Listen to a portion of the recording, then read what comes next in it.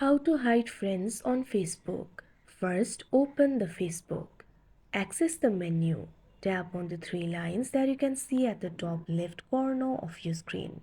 Tap on this option Settings and Privacy. Tap on the option Settings. Now access the settings. Scroll down. Find the section for audience and visibility. Find this option for how people find and contact you. Tap on it. You can see various options over here. Tap on this option Who can see your friends list. You can find the options for public, friends, friends accept, specific friends, only me. If you do not want to hide your friends from anyone, tap on the option public.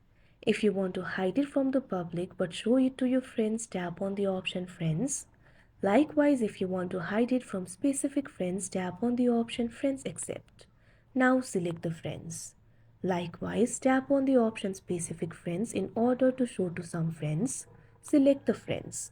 If you want to hide it from everyone, tap on the option only me. Tap on the option save. Wait for a while. It has been updated.